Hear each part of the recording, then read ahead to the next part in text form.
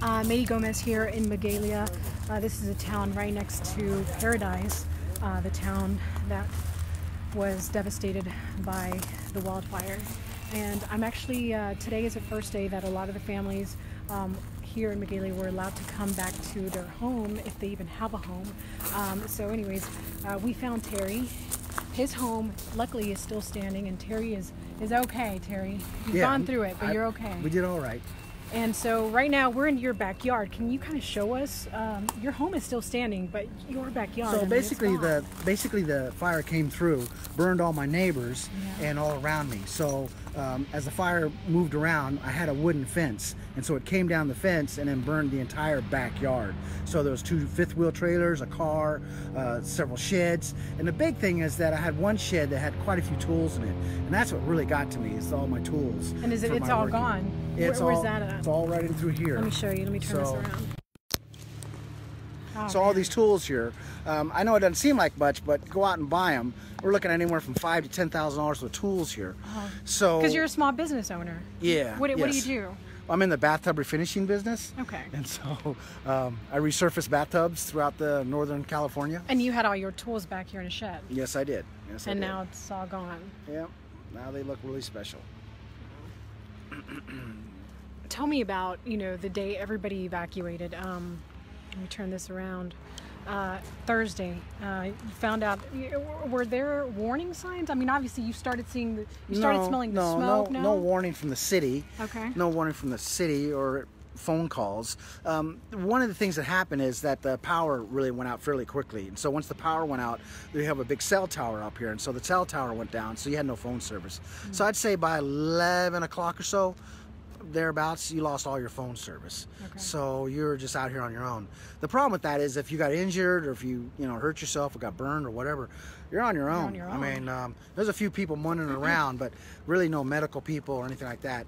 And then the big thing though is that as the day went on, we lost water. They shut down the water for some reason for the lower part of Paradise, I guess. That's what I'm assuming, or maybe their generators burned up, or I don't know, whatever. But so we had no water. So even if you had a little brush fire, unless you had a shovel or your feet, whatever, you really couldn't put it out. And so that's what happened when the fire came into my yard. Trying to control it, it was a little here, a little there, and before you know it, turned into an inferno. And then I understand your wife took off like immediately. She packed up, whatever she could. I had about an hour. You had about an hour. An hour to put everything that I could in bags, in my vehicle, and the 3 dogs. And then I got stuck in the big gridlock going down the skyway. How many hours were you stuck there? It took probably 5.5, 6 hours to get from here to Chico. And that was that inferno we've all seen, where the video where there's just fire on both sides. I went through flames down here at the intersection. There were 2 places where I felt the heat in my car. Well, we're glad you made it. It was You're an okay. awful day. Yeah. Thank you. Thank you. So after that, I do understand Terry stayed behind for a few hours just trying to save your property. Is that right? Yes. So, so basically, yeah, so I'm trying to sit here trying to save all the tools and stuff, but yet the fire was so intense, it came on so quickly that you couldn't handle it, and it just got so hot that the heat was the biggest thing. It's one thing to see the flame, but what kind of got you is how hot it was. And I want to talk a little bit about, the fact that you stayed behind not only to try to do something, to try to get your tools and help out, you also wanted to help out your neighbors. I mean, you and another neighbor started trying to clear some brush. Oh yeah, the brush all through here. There's a big lawn of brush on the back side here. We try to get that taken care of. There's another house that's on the other side of the ridge. I try to get in there and save all their stuff. So we try to do what we could as far as a little fire brigade that we were. But you even injured yourself doing that. Yeah, I burned my hand. So I mean, you make it sound like it's nothing, but I mean, come on, you burned your hands trying to help other property and in this inferno that was happening all around you. And the big thing was the smoke. I guess the big thing is that my son pointed out, he said, Dad, these fires are so hot, they burn up all the oxygen. So you could have, got too close, passed out, and then not be able to breathe. And I said, yeah, you're right. I was pretty hot against it. So, but luckily you made it out. I mean, you got out. I'm all right. So, but it's bad for the fire. Yeah. One thing you mentioned earlier when we were talking is the fact that some people would say you're lucky, first of all, because you are a survivor. You made it out. You and your wife made it out. Also, you have your home. Your home still stands. But there's more to it, as you mentioned earlier. Oh, by far. So now you got, a decimated neighborhood. You got no one around you. All the restaurants, all the stores, they're all gone. The hardware store, that's what I used quite a bit, was in, I needed it for materials. And anyway, it's gone. So it's like now all of a sudden you're living in a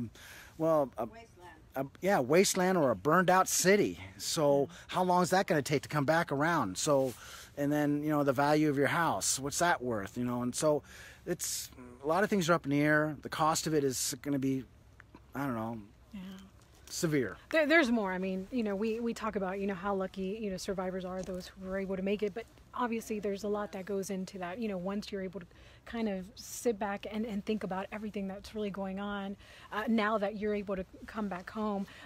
So where are you staying now, you and your wife? So we used to live in Paradise. Wife used to work in Paradise. Now that she lost the retirement home that all three of them burned up, now she's working down in Chico. So luckily she got herself another job.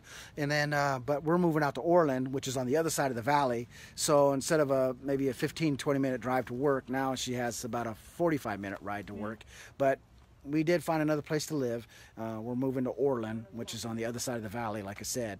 And today, you guys are actually here, picking up some of your stuff. That's what I noticed. Right. So we could have a bed to sleep on and a few pieces of lawn furniture, which we're going to put in the living room and make things work. So deal with what you have and keep moving forward. That's right. Well, I'm glad you guys made it out. You guys are survivors. Some folks here are asking, Miss Cheryl Richard is asking, how can she help? How can people help you? Oh, wow. We're some of the lucky ones. We, like you said, we have family, we have jobs. Our house didn't burn, so we have belongings that we can move into another, temporary housing. I don't know, I would say, I'm kind of suggesting people help other people that are more in need than us. We actually fared pretty well, considering. I don't know. That's, wow. Just to hear you say that, after obviously everything that you guys have gone through, you guys have lost a lot too, but that says a lot about your character. We're going to be okay. Yeah. I'm a long-term care social worker. So. I got it. Okay. Still, for you to say that, that's pretty incredible, and I think a lot of people would agree with me on that one. But you still have your small business, so yes. Bathtub refinishers. Okay. In Chico, California. So, anyway, I've been doing it for 30-some years. So, and it's just hard trying to get back started again and trying to get reorganized, trying to find a new office. I don't know, just trying to restart. So that's what's happening. Yeah. Well, thank you again for taking the time to talk to me. I know you guys are packing up, and I can actually show you guys a little bit of their truck. It's on the other side, but yeah, they're packing up, getting their items, some of their items from their home. No makeup. But we're going to have more of their story today on the 5 and 6 o'clock newscast. So we'll see you then. Thank you so much for watching.